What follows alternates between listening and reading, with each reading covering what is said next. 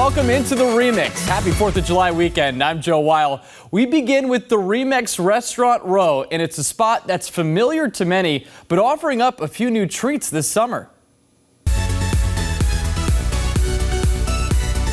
Well, the weather is really heating up in New England, and what better way to cool off than with a refreshing icy beverage? And joining us now from Tatte Bakery and Cafe, the Director of Culinary Development, Chef John Akaya. John, thanks so much for being with us. Thanks for having us. All right, well, people in Boston obviously know about Tatte, and I'm lucky enough to have a Tatte right down the street from me from where I live. Can you tell us a little bit about the origins, though, because I think a lot of people might not know that. Of course. We have humble beginnings. We started at a farmer's market. Our founder started at farmer's market. Then she opened her own first store. And we started from there and opening up in around Boston area. So you've launched a new summer menu of lighter, brighter, seasonal beverages and dishes, which we have right here. Yeah. They look amazing. Can you talk a little bit about it? Yeah, of course. Tatte is a place where we artisanal bakery and craft scratch cooking meats, and with an extraordinary beverage program. And as we're going to talk about, I'm going to make you mango ginger and Earl Grey tea here, and we also have strawberry paired with chamomile, and we have peach paired with green tea, and we're going to talk about a little bit pairings with the food as well. These all look amazing. I mean, every single one of these, not only is like the coloring incredible, but they look so tasty. So let's get into the tea that we're going to make right now. Yeah. How does this come together? Yeah, let's start doing it. We make our own purees. We bring 100% fruit purees, and we mix them, we taste them until to a point that it makes sense to us, and it's very delicious for our guests. So we start with a mango ginger puree, fresh ginger, fresh mango. We go 3 ounces of that, and then it's fairly easy to make these, but we spend a lot of time developing the recipes, obviously. How much time does it take to develop the recipe itself? Like, it changes. Like it changes, obviously, but we make sure we taste it 3-4 times at least, and then during the iterations, it changes a little bit. Sourcing and finding good places to buy the fruit and the product, it really changes. But it's a really, really fun environment during our tastings. And then 7 ounces of tea. And then we steep our tea with fresh herbs too, mint and basil. It's not just tea itself. And then top it with ice.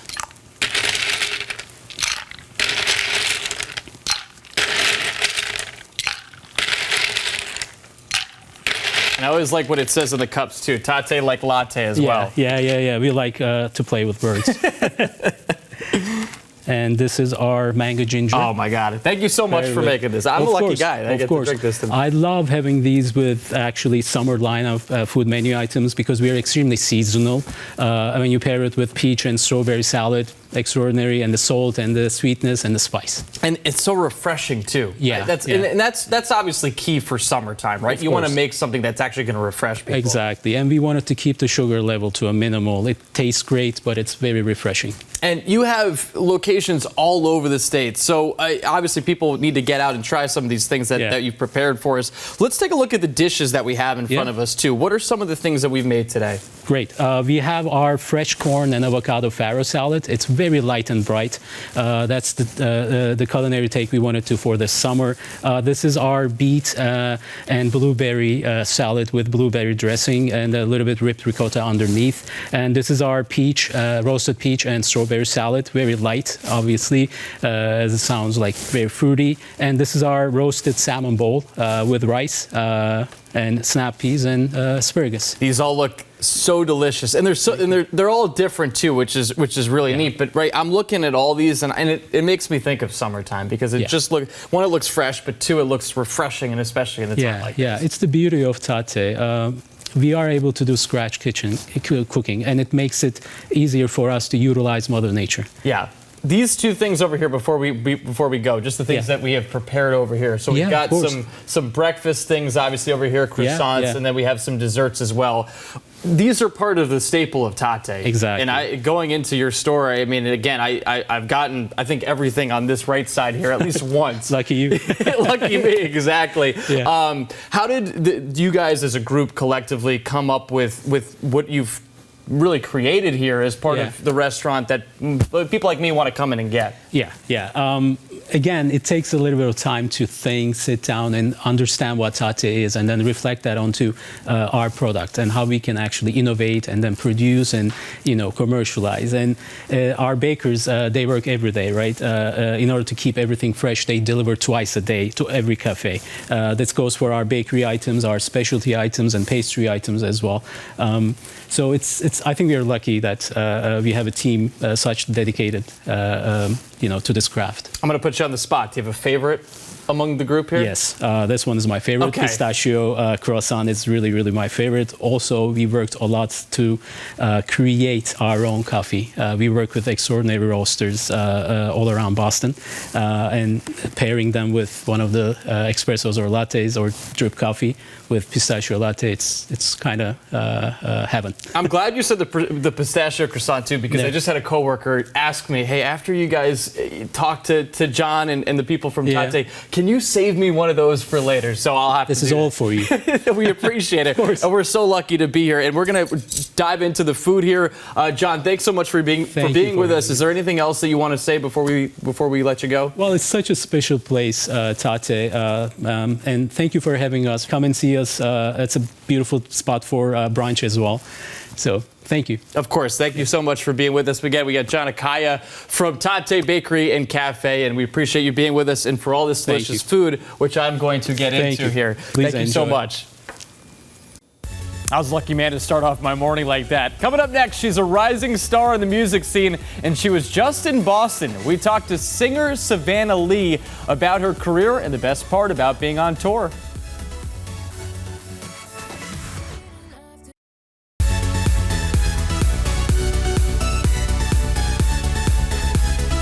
She's a young star from Florida and transplanted to Nashville. Savannah Lee is looking to make her mark on the indie music scene. We had a chance to talk to her about her recent tour and success. I mean, a lot of your songs kind of seem like they revolve around like relationships. Like, what kind of goes into the process of writing for you? Yeah, I mean, everything in terms of so far that I've released is very much a true story, whether that's a relationship I've had or an experience or an emotion I've had. I try to be as like candid and authentic in the music as possible. I also have just never been a writer that, at least up until now, can like hear someone else's story and then like create something for them. It's just like really been very much like a place where I kind of can internally process things and then get it out onto paper and make it into something that I can look back on later and just like be proud of. So I feel like a lot of the time it is a real story for me. So that's a good thing and a bad thing, of course, because then of course like there's no hiding behind the music in any capacity. But I just try to be as open as I can, and I tend to write a lot of things by myself and then kind of bring in a half finished song or verses into a session and just kind of finish it there with someone that I am close to or trust or have been writing with for hopefully years at that point. So you recently went out on tour, hitting Boston, and what was touring like, and was there any specific moment that kind of stood out to you? Touring was great. I mean, I'm in general, I've been on the road a little bit more since about like November 2023, I think was my first opening, slot for someone for another band on tour. So yeah, I mean, I would say the last one was fun, and I knew the band prior, going into it because we both live in Nashville and we've like, done some writing together and things like that. So definitely already had kind of a rapport with them and felt comfortable with that. And then, just anytime I get to be on stage and travel, it's exciting. After seeing your show or hearing your music, what do you want fans to take away from that? I definitely want them to take away just any type of emotion that kind of leads into either like some type of self-awareness, because I feel like a lot of time when I listen to music, if it's an artist that also happens to be really aware of themselves and like honest in the lyrics, it kind of like makes me think of something about me or just an experience I've gone through and helps me kind of like realize some things about whatever the thing is about myself or the experience. And I just like to put a lot of like hard truths in my music. I like to be very direct in my lyrics as well. There's not like tons of room to guess what I'm saying. It's kind of honest and just right there. So I would definitely want someone to be able to take away that piece of it and maybe just like have them think a bit after listening about, whatever I was topic-wise writing about in that and how it would relate to their life, I guess. And also just the feeling of, being understood and relating to me. I think like music is very broad, of course, and there's a lot of music out there, and every artist wants to build community. I think that's just like every artist's goal, or at least it should be, right? Like what's really the point if you're not trying to do that? But I do think, I really like love outside of music, like any type of self-awareness tools, whether that's, attachment styles or Enneagram or just like personality tests. And I use those things that I'm like nichely interested in my writing style. It just like helps me come up with like words and language and things to kind of describe my own experience. And so, I'm really interested in just like being able to, make music through that lens and have people kind of understand themselves in a deeper way, I guess. Well, thank you so much for joining us. Of course. Thank you. A new and delicious twist on lobster rolls. The Boston Hotel offering up some of the best tasting seafood treats in the city. That's coming up next.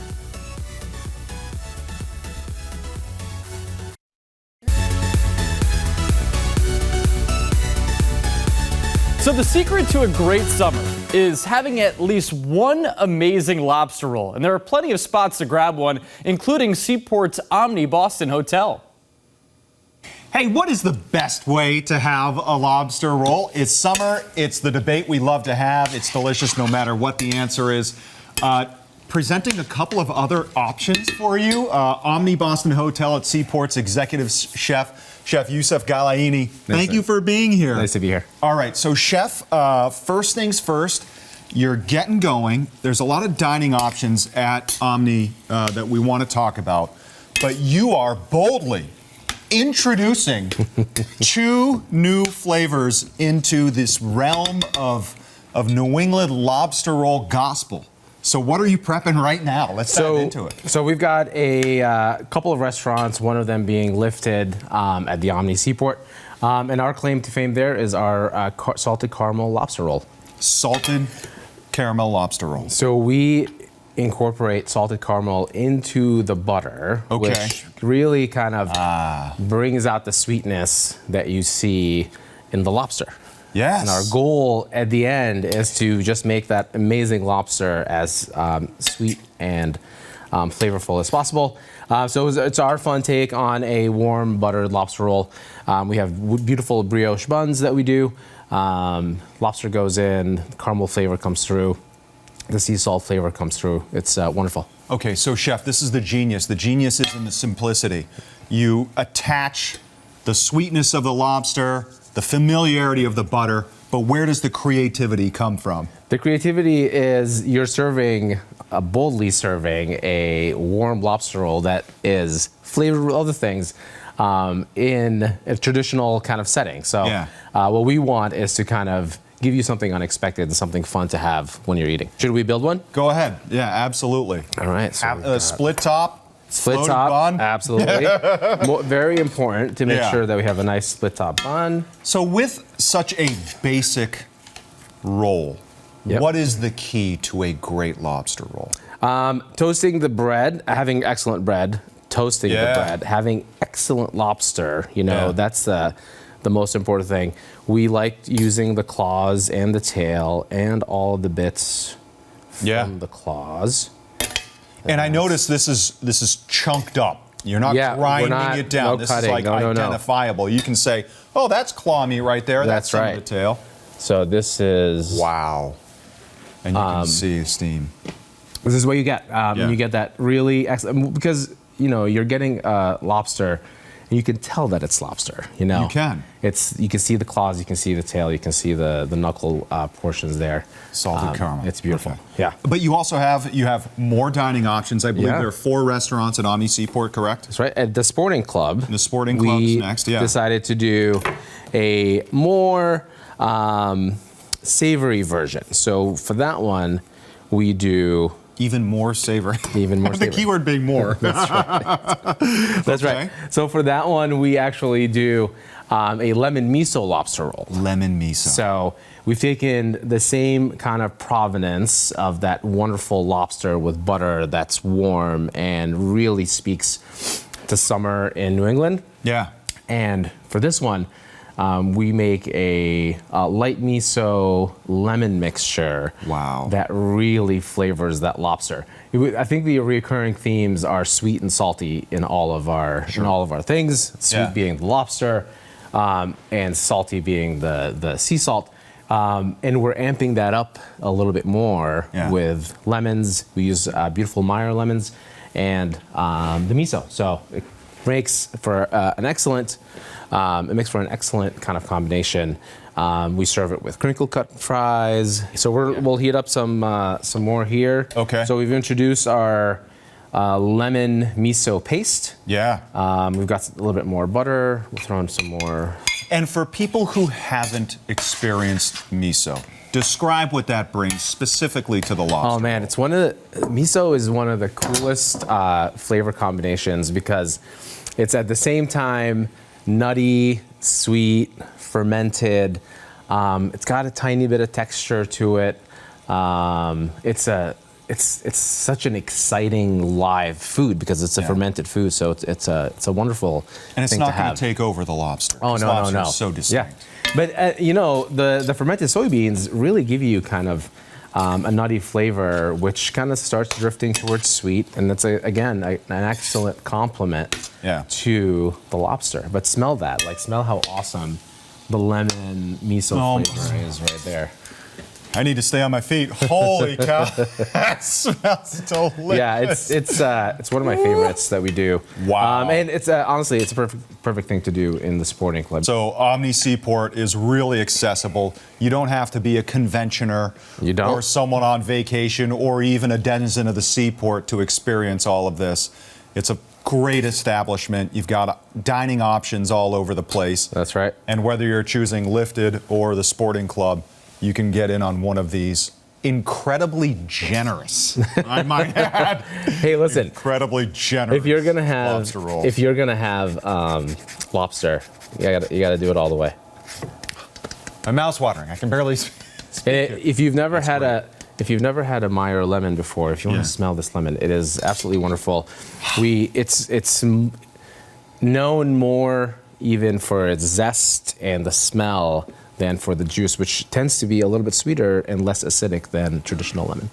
I'll tell you, that's one thing that cooking at home that more people should get familiar with is zesting. Oh my God! I mean, look at that. It just gives you so much. You just elevated to 130%. And it's so easy. That's right. Chef, thank you so much for stopping by. Absolutely. Incredible stuff. My pleasure. The salted caramel lobster roll at Lifted, the lemon miso at the Sporting Club. That's right. All of it under the guise of Chef Youssef at Omni Seaport. Get down there, have some lobster. Thank you. And those were absolutely delicious. You definitely need to check that out. A sixth sequel, 65 million years in the making. The world of Jurassic Park returns to the big screen. How much money Rebirth made in its first day and what the weekend looks like for the dinosaur flick.